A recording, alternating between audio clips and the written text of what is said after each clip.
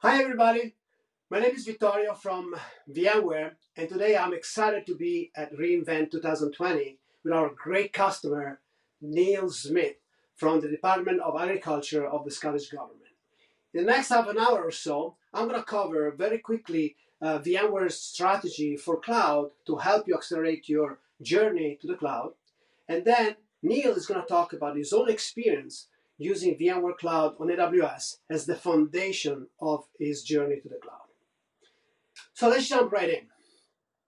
When I look at the history of IT, it looks to me like developers have been in control. And it's only fitting that we're saying this at this user conference. And because they have been building applications over the last 25 years. And it looks to me like the entire IT stacks over the years have always followed the developers. Why is that? Because developers build applications that make us money and save us money by optimizing existing processes. And so what happens is that the entire IT stack follows it, first with development tools, and then with the place to run these applications, the management stack, and the security stack. And guess what? We are just getting started, because in the next 3 years, we're going to write more software than in the last 25 years combined. And this creates an incredible opportunities for all of us, because we can add a lot of value to our customers and further our careers. But with that also comes tremendous complexity, right? I think I love this thing that one customer once told me, which is basically that legacy is a name for stuff that works. So it's always going to be there. So we need to deal with the legacy and also build new applications. And it seems like IT entropy always increases. And applications these days are built in the cloud. That's why we're at this conference. Cloud is the rage right now. And as we build applications in the cloud, we also have to take care of the applications that are still on-prem, the ones that we're going to migrate to the cloud, the ones that are going to migrate to the edge, and the ones that are going to be rewritten in the cloud. And here comes VMware. I'm excited to work at VMware because at VMware, we have a tremendous track record of removing friction from IT by making things that were not designed to work together. It's like working together to deliver applications that deliver tons of value to the business. And so it is only fitting that in the cloud, we're doing the same. So over the last few years, we have created what we call VMware Cloud Foundation, which is a way for us to integrate in a unified platform storage, networking, and compute. And we built it in a way that it runs consistently across your private cloud, your edge, and your public cloud. And the advantage with that is that you can literally take the application that have been running great on VMware for many years and literally vMotion them untouched to your public cloud, any public cloud, or the edge. This allows you to do two incredible things. First, you can run your traditional VM-based applications on this platform, as well as modern container-based applications, and orchestrate the whole thing using Kubernetes. On top of it, we give you everything you need to run those applications, from getting your visibility, compliance, security, and so on. And this finally allows you to build your new exciting application that create digital experiences for your customers, as well as bring forward and modernize your existing applications. So the advantages are clear. First of all, this unified platform, gives you a consistent development model across all your applications, which is super exciting. And then when you run this application in production, we give you that unified operation and management capabilities so that you don't have to learn different stacks to be able to manage your environment. And finally, we give you the foundation, the unified infrastructure across storage, networking, and compute. So the result of this effort has culminated in our great partnership with AWS. And AWS is the premier partner and our preferred partner and platform for vSphere-based workloads. And so vCloud Foundation works consistently across the VMware on-prem environment as well as AWS, giving you that consistency that I just talked about. But here's the great news. Clearly, AWS has tremendous innovation, tremendous differentiation in the services that they provide. So when you use VMware Cloud on AWS, you have the consistency of the one environment, but you can also access the differentiated features that are available on AWS, which gives you basically the best of both worlds. Simplicity, but also the power of the AWS platform. The result of all this is incredible. And we asked IDC to interview a bunch of our customers that have been using VMC, VMware Cloud on AWS to run their new application or migrate the existing ones. And this is what they found. They found that VMware Cloud is the fastest and most cost-effective ways to move your applications into from on-prem to AWS and build new ones. And these are some of the things that they found. First of all, it is much faster to bring your application, 46% faster to move your application to the cloud. Why? Because you literally don't have to refactor your applications. And we're going to hear that later from Neil. You can literally vMotion your applications into the cloud untouched without even changing the IP addresses. You can use much less staff. Why is that? Because you already know how to use VMware, how to use the entire VMware stack, so you can reuse those skills straight up into the cloud. Moreover, according to IDC, they found that our customers achieved 353% ROI in only 3 years, which is phenomenal. And finally, they experienced 83% less downtime. So don't take my word for it. This is the study that IDC did for us, for AWS and VMware, and we encourage you to download it, because if you are a VMware customers, this is the fastest way that you have to move your application to the cloud. Thanks to our partnership and our common investment, we have made VMC on AWS available throughout the world. So wherever you are located, for compliance reasons, we have all the certification that you need to use VMC on AWS as the foundation for your journey to the cloud. So this is in a very succinct summary of our cloud strategy. And what we found with our customers is that they get tremendous value by using this platform because of the things we talk about. But as I said earlier, don't take my word for it. Listen to IDC. Now it is my delight to introduce you to Neil Smith from the Scottish government, and we're going to have a conversation about how he and his team have been using VMware Cloud for their journey to the cloud. Neil? Thanks, Vittorio. Thanks very much for having me. So I want to start the conversation from the very beginning, right? So tell me how you started your journey and why you are adopting cloud aggressively. Sure. So the Scottish Government's not unlike any other a company, whether it's a federal government or a local government or a private business. We have a cloud first strategy, and we have to explore utilizing the cloud for almost every solution. So the first drive was always look to the cloud.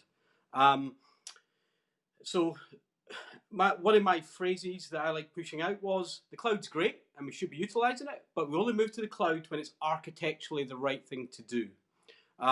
Some previous departments have maybe rushed into the cloud. I'm a bit more of from an architectural standpoint, is to hold on, let's look at the requirements and find where it fits best. Whether that's natively on AWS, inside VMware Cloud on AWS, or even remaining on-premise inside our VMware environment. So, but the key driver is all solutions must be explored to utilize the cloud first.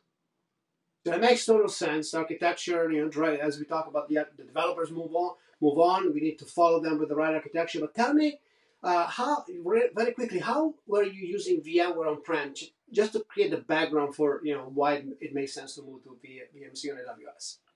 So we've been a customer of VMware for about 10 years now. We've invested heavily into the VMware products and the product sets.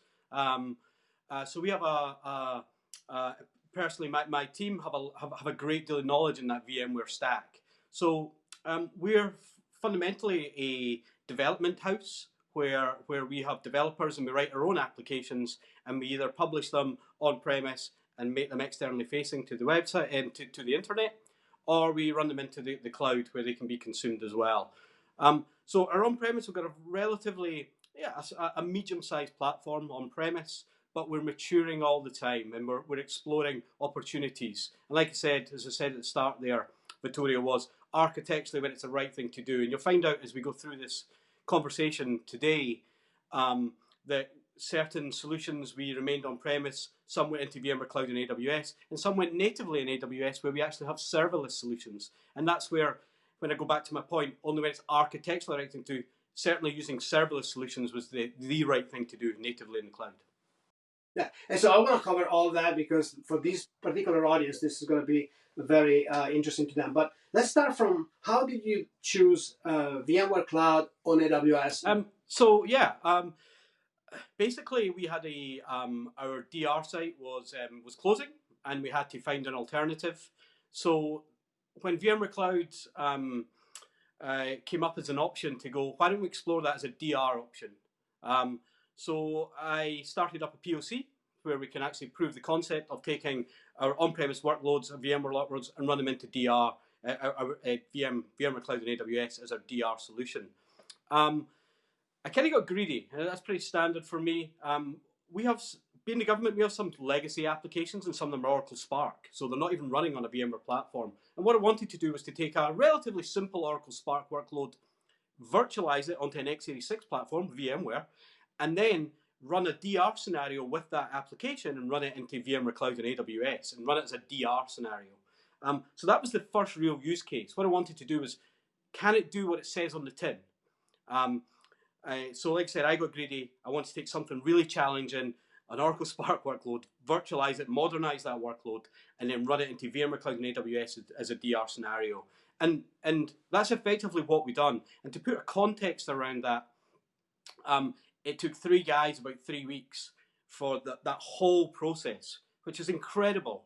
And that kind of set the benchmark to go, this is a DR solution for VMware Cloud and AWS is possible, but also a cookie cutter for doing some of our legacy Oracle Spark workloads to not only virtualize them into our on-premise environment, but have the ability to run them in our DR environment. So it was as I said, I got greedy. I wanted to go in hard and strong with the solution to see if it could handle it. And yeah, like I said, 3 guys, 3 weeks. I mean, yeah. I love working at VMware because I make these claims in my presentations, and then the customers follow me and raise me, which is fantastic. So you talk about DR. What other workloads did you move to the cloud initially? So so initially when we had proven that concept, I created a larger strategy. So phase 1 was, let's run DR in VMware Cloud and AWS. Phase 2 was, okay, if we're going to run DR, why don't we run some dev test workloads? Let's start sweating the assets a little bit more. Let's get the developers in there. Let's get the testers in there, and let's start sweating those assets. So phase 3 after the dev test piece was, okay, if we've got the developers running up there, and we've got limited native AWS experience. We run, like I said, we've got some serverless applications, but we don't have a great deal of experience. But given that we're in VMware Cloud and AWS, why don't we allow the developers, now they're in VMware Cloud and AWS, the ability to consume native AWS services over the ENI, the Elastic Network Interface. So start allowing them to explore and engage more, which then when new solutions and requirements come out, they can start to consume more native AWS services as part of our VMware Cloud and AWS solution.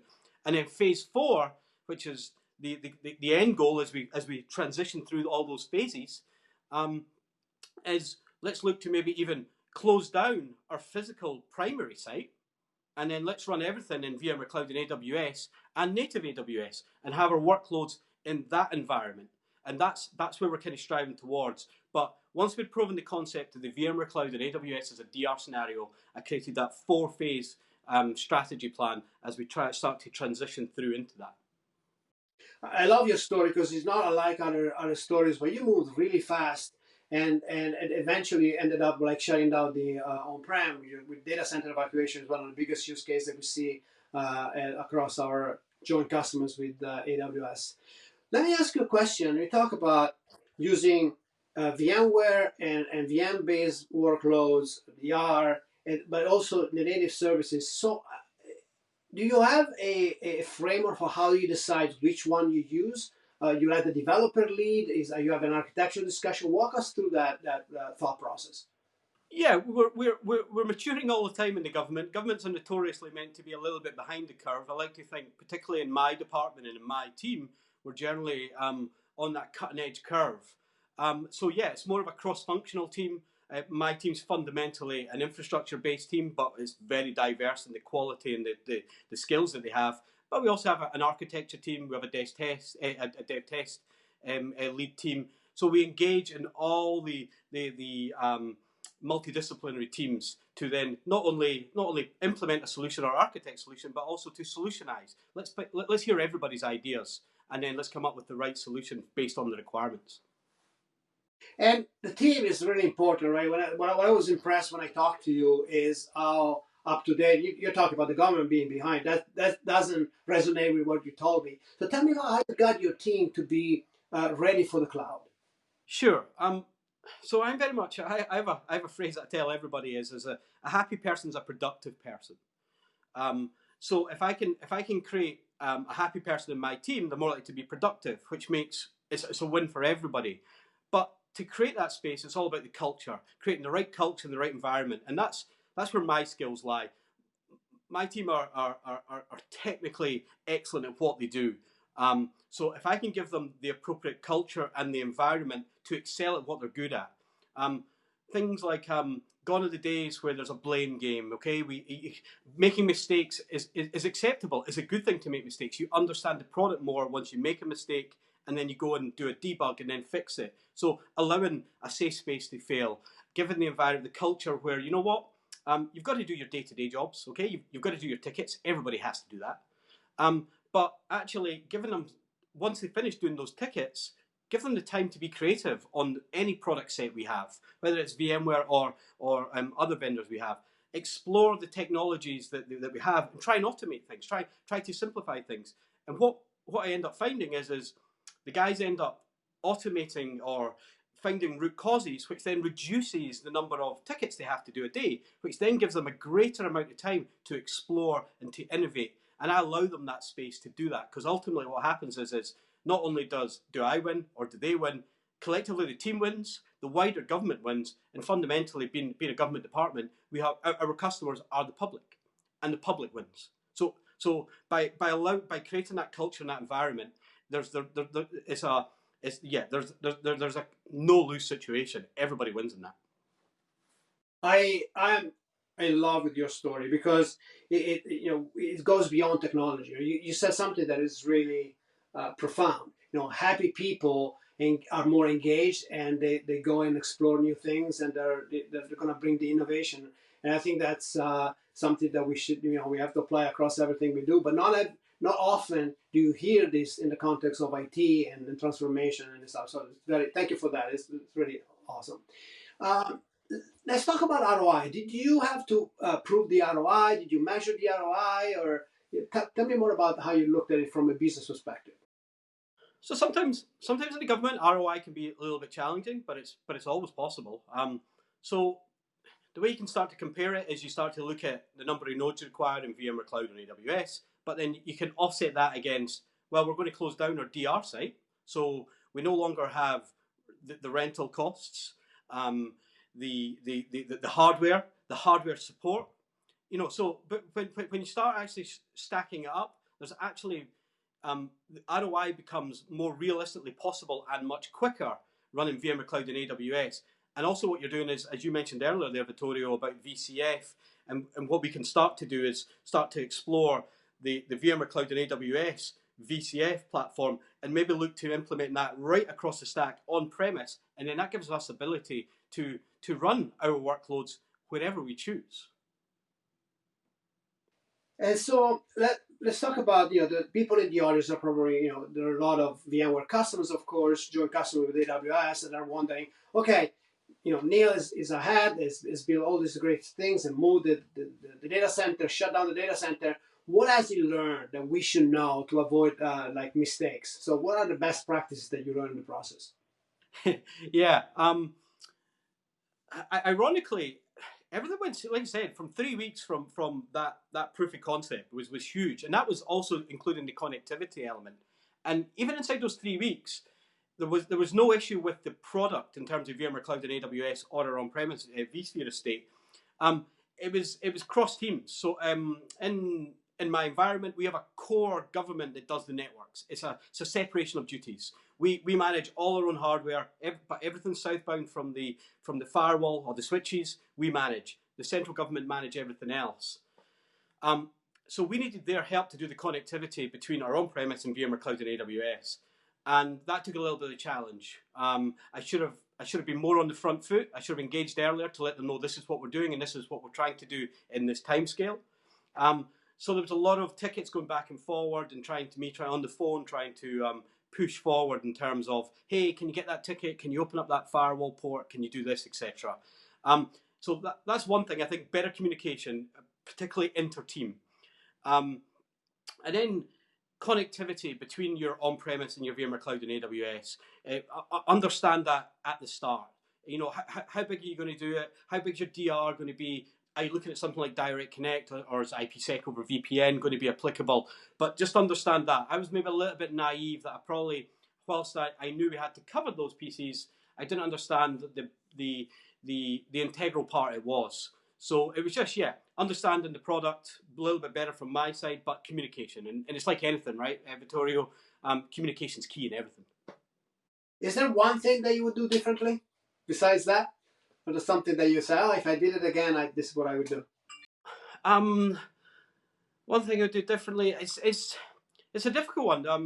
I was, like I said, I sat in amazement where there was 4 of us in the room, but I give credit to the 3 guys that done the proof of concept. It's them that done everything. Certainly from my angle, everything went pretty seamless. We did have a challenge with the HCX service mesh. That was kind of a brand new feature, which was in beta mode, and then overnight it changed to being the de facto standard. And we hadn't really paid it any attention. And what we should have done was we should have actually explored the HCX service mesh, but we didn't realize how quick that was going to transition. So that caught us out a little bit. But nothing really. I mean, there was Well, it's okay. It was a success story. We don't have to look for things that didn't go well if they went well. So let me ask you a final question. So what's next with your journey to AWS, and what's in plan? So it's utilizing the VMware Cloud and AWS more and more. Trying to sweat that assets more. Let's try and get as much as we can. I mean, let's have a look at. So we run VDI. Let's look and get a VDI up there. So we've kind of tested that. So that's a valid solution. Dev test, native AWS solutions, more and more. It's just immersing ourselves more, using the knowledge we already have from 10 years of doing VMware products and the whole vSphere suite, and then making sure that we're still utilizing that, but modernizing it at the same time. So it's just basically, Vittorio, it's more of the same, exploiting the technologies to not only to the best of our capabilities, but exploiting the technologies to the best of that they can provide us in terms of the features. Let's not just go standard. Let's not just put in a solution and then leave it. Let's look and explore as we upgrade and mature and the product matures. Let's start consuming more and more of the features. Let's start becoming more of a software-defined data center route. So we're deploying an NSXT solution at the moment. So we get that software-defined network in NSXT, and that plays out to the bigger picture, which is the software-defined data center and having infrastructure as code. So that's generally the future moving forward, Tony. So Neil, thank you for your story. It's a tremendous story. I trust that the audience here got a lot of value out of it, and I'm looking forward to doing so much more together. Perfect. Much appreciated. Thanks, Tony. So this really is our presentations. We are so excited about our partnership with AWS. We're just getting started. We have 25 years of innovation in the private cloud. Now moving it with VCF and VMC on AWS, combining it with all the innovation coming from AWS in the cloud. You get the two leaders in the industry bringing together their forces to deliver our customers what I believe is the fastest way to move your application into the cloud, but also build new exciting application using Kubernetes and containers all in one platform with one single pane of glass. So I'm excited about the future of this platform together, and I thank you, AWS, for having us in this amazing user conference. Thank you.